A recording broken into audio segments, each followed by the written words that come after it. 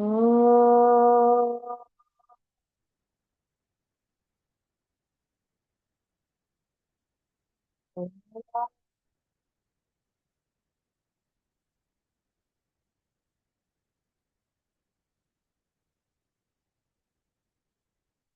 Oh.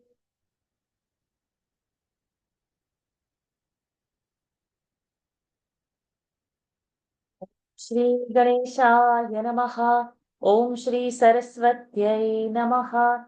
Om Shri Gurubhyo Namaha. Samasta Jana Kalyane Niratam Karunamayam Namami Chinmayam Devam Sadgurum Brahma Vidvaram Sadgurum Brahma Vidvaram Yovantah Pravishya Mama Vacha Nimam Prasuptam सञ्जीवयत्यखिलशक्तिधरस्वधाम्ना अन्यांश्च हस्तचरणश्रवणत्वगादीन् प्राणान् नमो भगवते पुरुषाय तुभ्यम् प्राणान् नमो भगवते पुरुषाय तुभ्यम् समचरणसरोजम् सान्द्रनीलाम्बुदाभम् जघननिहितपाणिम् मण्डनम् मण्डनाना तरुणतुलसीमालां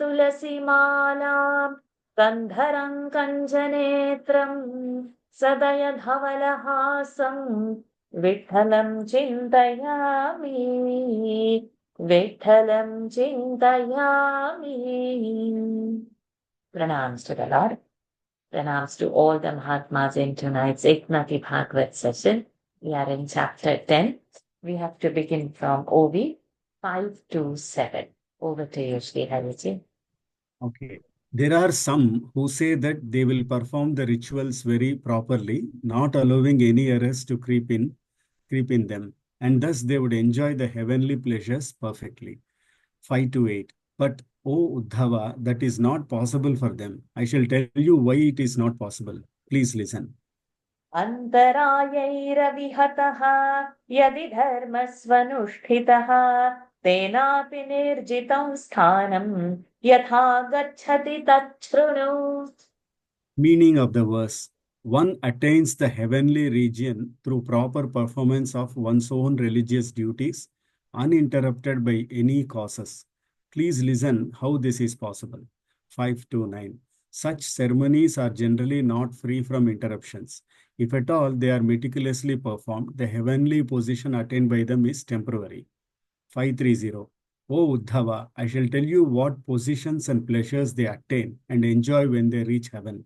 Please listen to them with attention. इष्ट्वेह देवता यज्ञैः स्वर्लोकं याति यात्मिकः भुञ्जीत देववत्तत्र भोगान् दिव्यान् निचार्जितान्. Meaning of the verse. The performer of yajna by propitiating the deities, those through those sacrifices may go to heaven and may enjoy divine pleasures which he himself has earned. 531. Though people are born in the highest human kingdom and are members of the best caste of the Brahmins, they have desires and perform sacrifices meant to bring in cherished pleasures. 532. They learn all the three Vedas thoroughly. They are experts in all rituals, but having learned so much, they are not wise because they desire for pleasures in the heaven which are perishable. 533. It is painful for me to say by my words the merits of such by which I am not attained by these men. It is really not merit, as the ritual experts are slaves to their attachments to objects of pleasure. They run after the pleasures attainable by reaching heaven. 534. They perform rituals which ensure temporary happiness by propitiating Indra and other deities, but they miss me totally. 535. A dog gets a bone which has been chewed earlier by other dogs, and he also chews it, mixes it with its saliva, and enjoys its taste. Similarly, the yajniks have a desire for pleasures which they earn by their so-called merits and think that they are happy in it. 536. Or when many dogs find some food placed in a cemetery for the dead, they jump together and fight for it and snatch it from each other's mouth. Similarly, the pressure in the heaven is also like that. 537. They spend up their pure stock of merit and enjoy the stale and pre-tasted pleasures in the heaven, but they think themselves to be very lucky and laudable by that. 538. These pleasures are like the flesh of a dead crow, already half eaten by dogs. That is the misery. 539. So, know that heaven is already used by many souls for thousands of years. For this, these people pay very high price. It is not sure whether they can enjoy the things fully because the souls they have a constant fear to lose it. 540. Gods and deities who reside in the heaven are themselves fed up with those trite and repetitive pleasures. But persons who perform yajnas are foolish enough to be thirsty for them. 541. O Uddhava, I shall now tell you what are the pleasures a man enjoys when he reaches the heaven world. 542. My dear, it is not true that all persons going to heaven get the same pleasures to enjoy. Actually, they get according to their separate merits. स्वपुण्योपचिते शुभे विमान उपगीयते गन्धर्वैर्विहरन् मध्ये देवीनाहृद्यवेषधृक्. Meaning of the verse, he assumes a beautiful form and he goes here and there blissfully, seated in a flying plane, earned through his meritorious deeds, beautifully dressed and surrounded by heavenly damsels, praised by divine singers in the melodious songs. 543. He gets a beautiful plane which is clean and decorated, which is earned by him because of his merits. The man sits in the divine chariot, enjoys many pleasures. 544. He gets a new beautiful body. His dress is also very beautiful. Angels hovering around him sing melodious songs of praise. Many fairies surround him with whom he passes time in the merriment. 545. Those heavenly damsels are very beautiful and captivating. He is attracted to them and goes from place to place in the heaven in that plane according to his desire. स्त्रीभिः कामगयानेन किङ्किणीजालमालिना क्रीडन्न वेदात्मपातं सुरा क्रीडेषु निर्वृतः. Meaning of the verse, but while merrily sporting with those fairies in a heavenly chariot, adorned with small bells, directed by the rider according to his will, he does not notice his approaching fall from the heaven. 546. Accompanied by those damsels and seated in that heavenly plane, he goes from place to place as he wills. I am going to tell you how beautiful that plane is. 547. The plane has many small bells hanging to the roof, etc. And there is a large, beautiful girdle of gems around that plane. Many small bells are studded all over the plane. The plane has a strange way of moving about. 548. He takes that plane to the paradise or to the gardens of angels and passes his time there having merriment with those divine quotations. 549. There are various colorful beds of flowers and fragrance of those flowers is spread throughout the garden. The cuckoos and the blue beetles are making all sorts of sweet music which fills the place. 550. There is very delicate, refreshing, cool breeze with good smell, and he is having amorous sports with the ever-willing celestial damsels laughing and teasing each other. 551. The merit of that man, however, gets exhausted, just as a piece of camphor is suddenly burnt out by the touch of a flame. 552. He is not at all aware that in a very short time he is going to see the end of all that merriment and would have to descend to the mortal world. 553. Just as a moth does not know its death when it jumps suddenly to the flame, his mind is so merged in the urge of desire, he does not become aware of his impending downfall. तावत् प्रमोदते स्वर्गे यावत् पुण्यं समाप्यते क्षीणपुण्यः पतत्यर्वाक् अनिच्छन् कालचालितः. Meaning of the verse, he enjoys in the heaven world while his merit lasts, and when his merit comes to an end, he being driven by time falls down to the mortal world through reluctant. 554. He enjoys the heavenly pleasures while the stock of his merit endures, and when merit is finished, he falls down immediately. 555. A prostitute serves her customer while he has enough money with him, but if his money is spent, she does not entertain him any further. 556. Know that the stay in the heaven is like this. Man enjoys at the cost of his merit in heaven, and when there is nothing in balance, he perforce has to descend to the mortal world, though he does not like it. 557. With a hope to derive pleasure in heaven, people perform rituals and sacrifices with great hardships, but at last they come down with their faces downward. 558. All the merriment in the heaven comes to an end, and then, according to the scheme of things, they have to become a fetus in the womb later on to be born again. What worth is such a joy of persons who are really deceived by yagnic performances? 559. O Uddhava, those who perform rituals with the hope of future happiness, thus actually suffer instead. Only thoughtless people think high about the heavenly pleasure, but that path is not free from defects. 560. There is great suffering in the rituals, even if they are performed according to the standard procedure. And do not suppose that rituals not performed like that will result in heavenly happiness. 561. There is one method, doing rituals according to the proper procedure, and there is another way of doing rituals without following any scientific procedure. 562. I have just now talked about the proper procedure only, which is sanctioned by Vedas and which is honored. 563.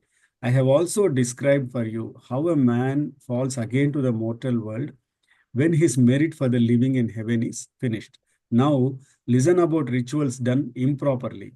564. I shall tell you about the people who follow a way of performing the rituals quite opposite to the sanctioned method. And in the company of evil persons, they work quite the other way. यद्यधर्मरतः सङ्गात् असतां वाजितेन्द्रियः कामात्मा कृपणो लुब्धः स्त्रैणो भूतविहिंसकः. Meaning of the verse, if a man occupied with wrong notions, either with the company of bad persons or himself without control on his senses, he is a miser, avaricious, desire-driven man who is slave to women and a killer of living beings. 565. Souls are naturally driven by their passions and desires, and they become enslaved to the things by which their desires are fulfilled, and get dejected and frustrated if they are not fulfilled. 566. If such a man remains in bad company, he has faith in anti-religious way of life, and he is provoked to do wrong things. 567. Mind is as fickle as a monkey if it gets drunk by the wine of bad company, and if Scorpio of desire stings that mind, what wonder is there that the man starts babbling meaningless words? 568. If a burning torch is given in the hand of a madman, he will surely start putting everything on fire. Similarly, in the company of evil persons, they burn down the religion. 569. If a small boy is given a sharp weapon, he will thoughtlessly hurt himself or anybody else. 570. Just as a woman who creates a false show of being possessed by some deity has a tongue which knows no control, or just a mimicry artist has not an iota of desirelessness if he makes a show of being a monk. 571. Similarly, this man, being influenced by bad elements in the society, hypocritically shows false religiousness where there is no control of description. He simply indulges into amorous activities. 572. Being attracted to the love sports, he is a slave to lust and carnal desires, becomes anti-religious, and consequently commits many wrong actions and sins. 573. Attractions towards sexual enjoyment, etc., or money are the main causes for committing sins, and in it, evil as well as immoral activities proliferate. 574. He then uses all types of tricks to grab the money of others and also the wives of other people. 575. He becomes very pitiably subservient to the woman. By constant thinking of woman, he becomes a womanizer, and in order to infatuate women, he starts to show off his adventurous spirits like hunting, killing animals, etc. पशून् विधिना लभ्य प्रेतभूतगणान्यजन् नरकान् वशो जन्तुः गत्वा यात्युल्बणन्तमः. Meaning of the verse: by unlawfully killing animals, by performing sacrifices to please and invoke the dead and the ghosts, the man goes to hell and afterwards falls into the darkest purgatory. 576. They behave strangely, flouting the dictates of Vedas, disregarding the sanctioned procedures, and neglecting what the Shastras and law books say, and commit any actions according to their own whim. 577. They practice black magic, insinuating, influencing, killing, displacing, constricting, hypnotizing, and mesmerizing, or inventing medicines of miraculous powers by using which they attract to themselves wives of other peoples or young girls. 578. Such a man who is of tamas nature uses soft mustard and marking nut and other materials mixed with honey and starts offering them as oblations into the fire, uttering wild shabar chants and mantra. 579. In order to practice debauchery or killing unwanted persons, such tamas people burn in the sacrificial fire any animals like goat, foxes, monkeys, chameleon, frog, fish, alligator, vultures, and kites, etc. 580. They worship such low class of demons and deities like Nekala,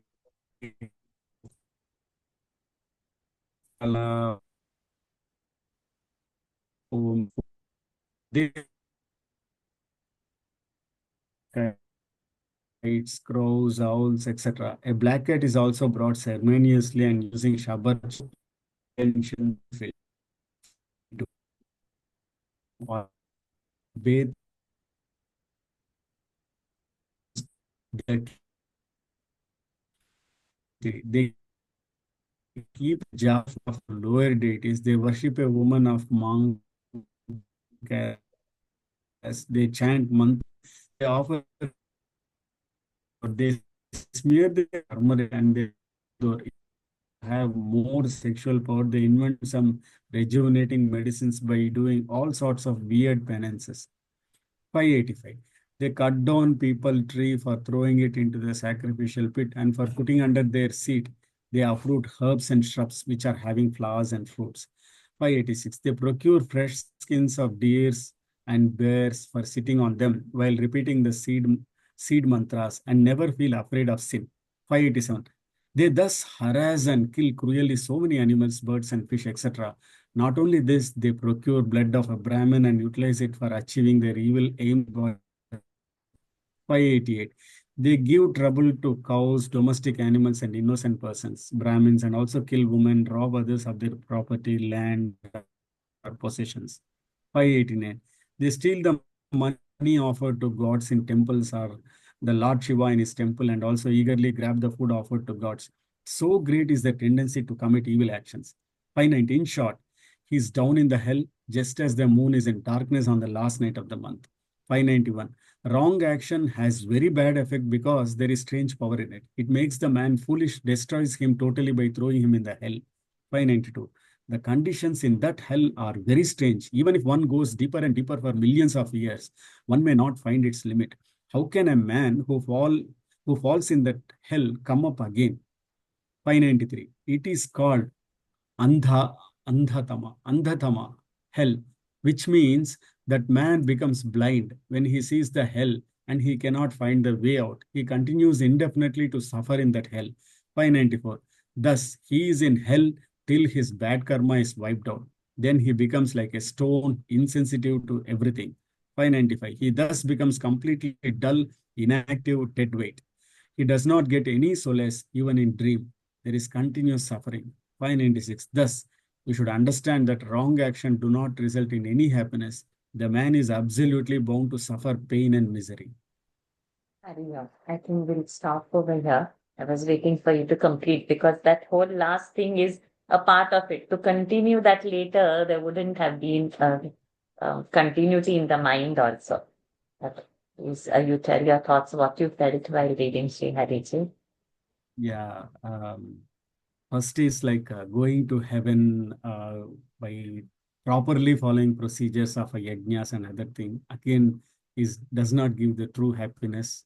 Without knowing that people do yajnas for their own desires and then they fall back, was very clearly mentioned, clearly explained. But the worst part is those who doesn't follow Vedas and do a wrong way or wrong things become so tamasic and so the kind of mistakes they make and they fall into heaven never to come back. So that was very difficult to read also. So many Yes, yes. selfish. That's right. To carry that forward for next week, better Amritama, let it. It's tough, but don't we see that in our daily lives, Some want some money, power, name, fame. They go to any extent now to achieve that. And some who naturally have it by right means and all, then at a point they feel, what is about all this? People who don't have are attracted, and those who have it already through right means and who have that stable mind, they don't feel anything special about it and they're done with. They just have it. That's all about it. Neither to show off or flaunt out, or, oh, they're sitting and enjoying over it and deriving more and more pleasure. It's there and that's about it. There's no joy or there's no sorrow about it. So we have seen like this also people. And then that Gita line is anyway, na? Trine Punye Martya Lokam Vishanti. So that was very beautifully brought out. So again, coming back to yesterday's continuation of Gita is only jnana. The only way forward is jnana. So jnane pari samapyate. Only a knowledge, a right knowledge, atma jnana only is the way forward. And we should not get stuck. Like when we were learning Ayurveda, we had yoga also to learn. So in the yoga theory, that your asana will get siddha if you are able to sit for 3 hours in that position. And then if you do this asana, you will do for this long, then you will be able to levitate yourself. Then if you do like this, you would do this, and then it's possible. Okay. It's not impossible and not only theory. So then those who get stuck into that, they want one siddhi after another. But then original purpose of yoga is gone. Why we need to sit and make asana siddha that tomorrow when we sit for meditation, seeking our own self, it goes uninterrupted. Otherwise, oh, my back is hurting, knee is hurting, ankle is hurting, and we bring back, we don't have any continuation in meditation. But then this also is there that one person follows Siddhi. Okay, you can levitate and you can do this or you can do that. And then it's gone. Again, the purpose is gone. So I felt the correlation of that for what purpose, the ultimate goal we'll have to first define and then take on the journey. Or on the way of the journey, it should dawn on us that, okay, this is not, this is wanted, this is not. So the differentiation, the discrimination of the right and the wrong and which marga to take is so important. And that a guru gives, that this will be right, this will not be. Somebody has to show us the path. And we will see what world is doing and otherwise we'll go. So I felt very beautiful by Santa Eknathi to bring all these points forward. Anybody has any points to add?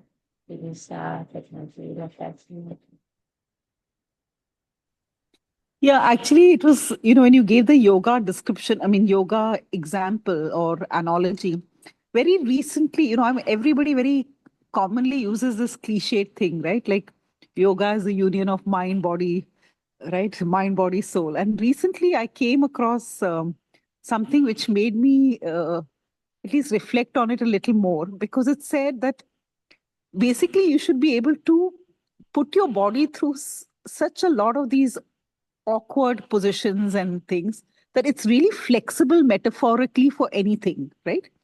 And such that as you grow older, you're contorted, like you're by chance your spine twists or whatever.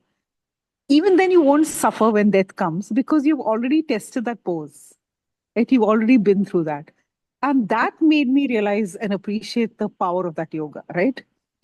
That I've done the most difficult things. It was to me metaphoric of life, right? That you put yourself through everything. That अब जब समय आएगा प्रयाण काले का तो it should be still effortless to just join one with Brahman.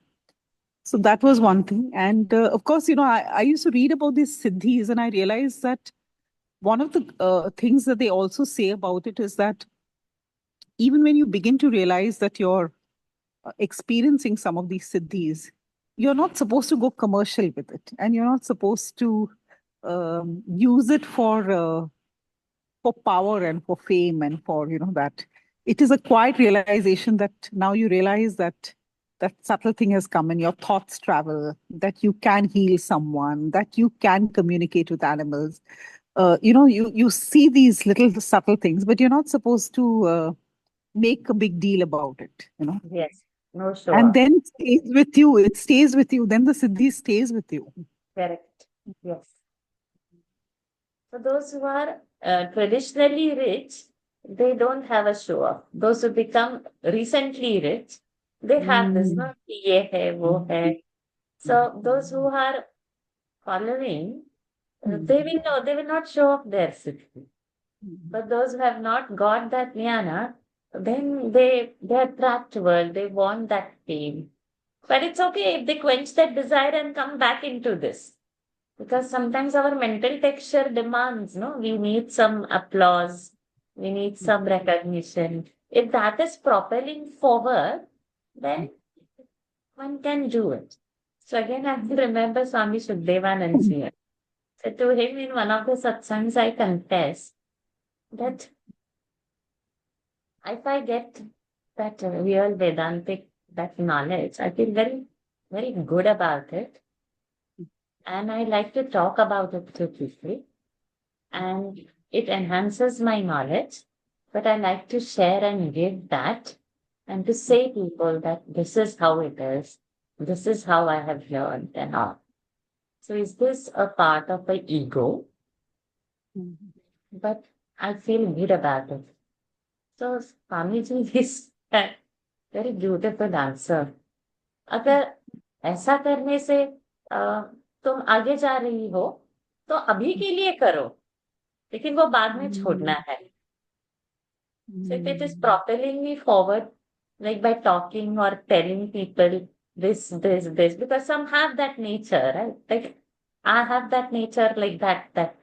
So then he said that eventually then if that's making you learn more and tell more to people, and because you get that appreciation because it's not told by somebody and you want in that way, then अभी के लिए करो, लेकिन वो बाद में जाएगा, like that he said. And it did happen like that. So now there's much quieter mind. Now it doesn't want to say so many things many times. But again, today we have got the Mahatma in our satsang. See, so beautiful. No, I think the thing is you genuinely love what you're doing so much, and the joy of sharing that comes through, just so much that, and also you're so kind in your teaching and so forgiving of, the the beginners, right? I mean, today when I heard the Lalita Sahasranam, I said, my gosh, now I'm kind of realizing how I was 4-5 years back. And I mean, I'm still poor in that, but I just suddenly felt grateful that you'd given me a chance to grow a bit and become more fluent, right? And that has made my mind more steadfast, and I just feel happier, right? So I think to me, that is the very fact that if you lit up even a few flames, right, around you, that is something, right? Recently, Jawar had gone for a talk back to his alma mater, and he gave a talk, and there were 1,500 students. And he said, I don't know how it was received. And I said, even if one lamp was lit, even if one of those students got inspired by you, that's duty done. You gave back to society, right? So I think your sharing knowledge has made us richer. And again, Dushyant Sridhar had actually said this in one talk when he came to Singapore. I think it was him. And the first slide was of this, like, how when you go on those treks, you see like a trail that everyone has walked through, and it's going through this thick jungle. And he said, the path I'm taking you forward is a well-trodden path. It has been so well-trodden and time-tested that to not take it forward and to not take that path would be foolish, when you have that opportunity, right? You're in this forest of confusion and so on, and there's this clear path that all our rishis have walked. And why shouldn't we take it? Oh. Oh. Good. So shall we end the session today? So we join on Monday. I'll continue the reading because we have to start with the verse. The Monday reading I'll do. Then Tuesday, who wants to do on Tuesday? Nikhilji? Okay. Wednesday? Padma? Wednesday. Okay, I'll do. Thursday? You want to do? Thursday I can do, Varshaji. Sorry, I'm not on camera, but I Okay, can no do. problem. Okay. So next week it will Yeah, be I like should be able to. Oh no, I'm sorry, Varshaji. We have Hanuman Chalisa. Next week, Swamiji is giving a talk. I don't know if I should be back. From Sunday to Thursday. Thursday. But I'll let you know. If I'm not going, then I can. If there's a change, I'll let you know. okay, fair. Yeah. Okay, let's end today's session. Om Purnamada Purnamidam Purnat Purnamudachyate Purnasya Purnamadaya Purnameva Vashishyate Om Shanti Shanti Shanti Harihi Om Shri Gurubhyo Namaha Harihi Om Shri Krishnarpanamastu. Hari Om, everyone. Thank you for joining. Hari Om. Hari Om Ji. Hari Om, and thank you. Thank you, Varshaji. Hari Om.